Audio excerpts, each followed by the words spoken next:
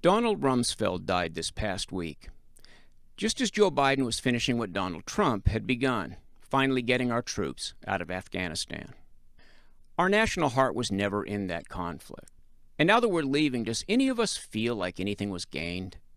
I asked that question on social media. Nobody could name a single thing. It was a tricky situation, one that never felt quite right to Americans. War has been a constant in human history. As civilization advanced, we began to tell the good guys from the bad guys by how and when they went to war. In broad strokes, the bad guys go to war to conquer, and the good guys go to war to defend against would-be conquerors. When we've gone to war righteously with clear intentions and objectives, we're at our best.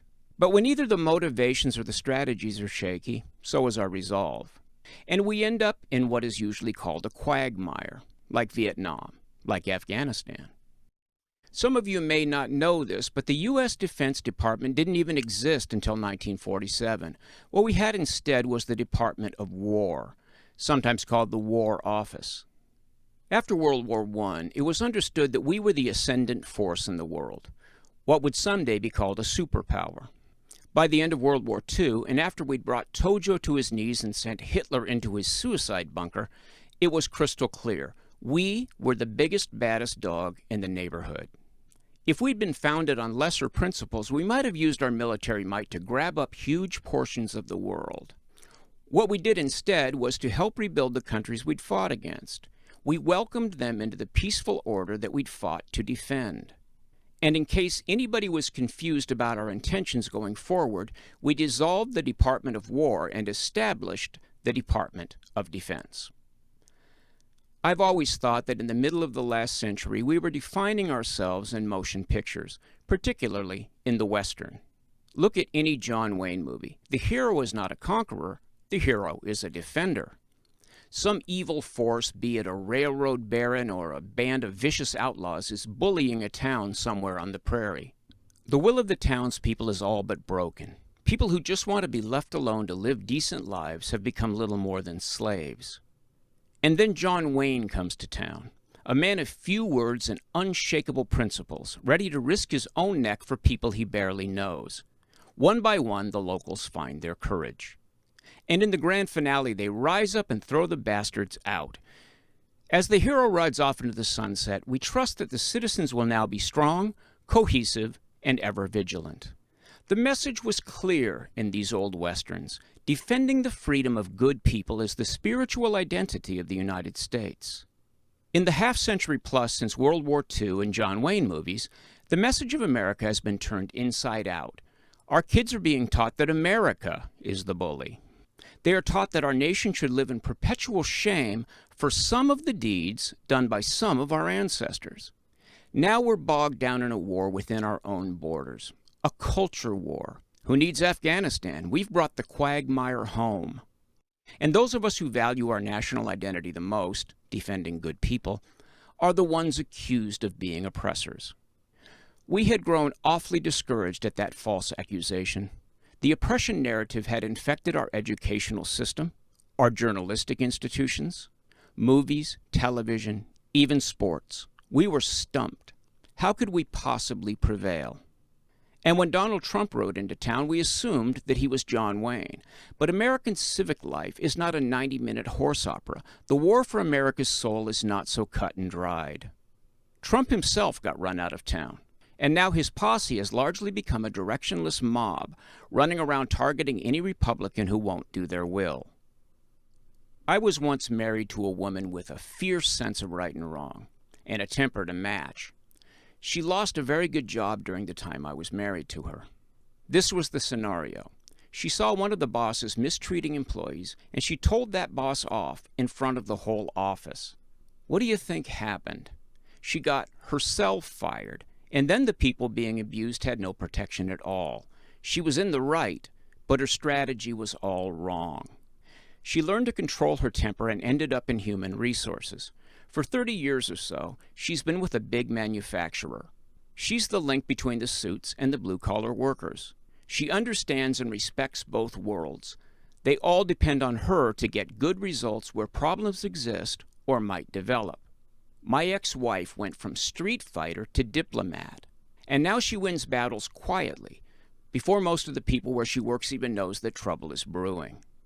Her job is to keep bad blood from building up, to make sure that each side sees the other side as a human resource.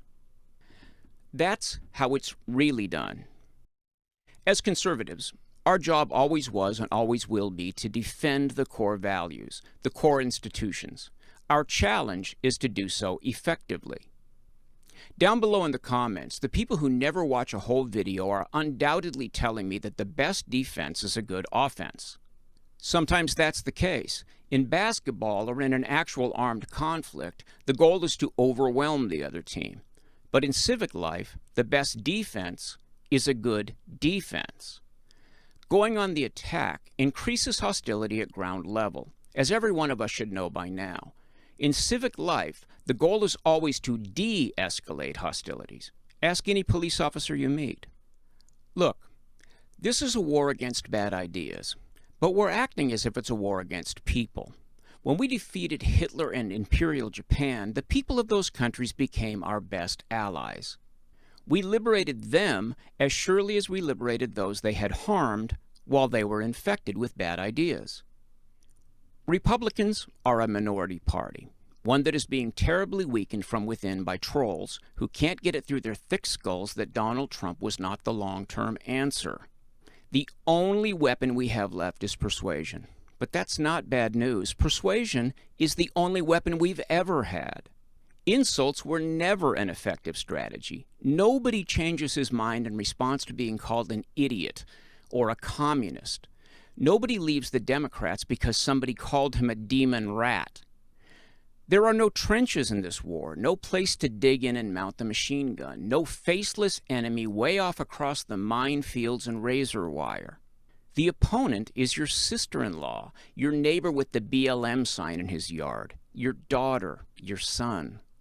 Don't defeat them, defend them against the bad ideas being forced on them by the hard left. The only ammo we need is a greater understanding of Democratic voters, what scares them, what inspires them, what triggers them, what disarms them. Our values are time-tested. These values work with human nature, not against it. We're not selling snake oil, we're offering common sense.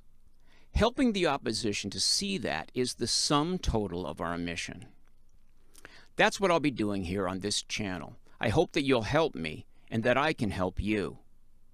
I wrote most of this piece on February 15. I got sidetracked and never recorded it. But when Rumsfeld died as his war expired, I remembered it and dug it up. And as I finished the writing, I saw that Dan Crenshaw had an interview with Jordan Peterson, so I loaded that into my podcast player and went for a hike. Sometimes you get a little nudge from the universe telling you to stand your ground. That night, the nudge came from a brave Texan who really has been to war. I'll end this video with a brief clip and link the whole interview below. You guys take care. But part of the culture war right now is about this absurd proposition that the central organizing tendency of our culture is the expression of arbitrary male power. And it's absurd. I can't believe that we can't defend ourselves against that. Well, what I've noticed just being in politics is the reason it's hard to defend against these sort of postmodernist ideals is because you never see them coming. And so it takes some time to develop the arguments and then develop the effective messaging. Oh, yeah, that's definitely and I tell true. conservatives all the time, stop acting like victims just because you're on defense all the time. That's what it is to be a conservative, is to be on defense. So get used to it. Thanks for watching. If you like this video, subscribe to our channel and then click the little bell to get notifications.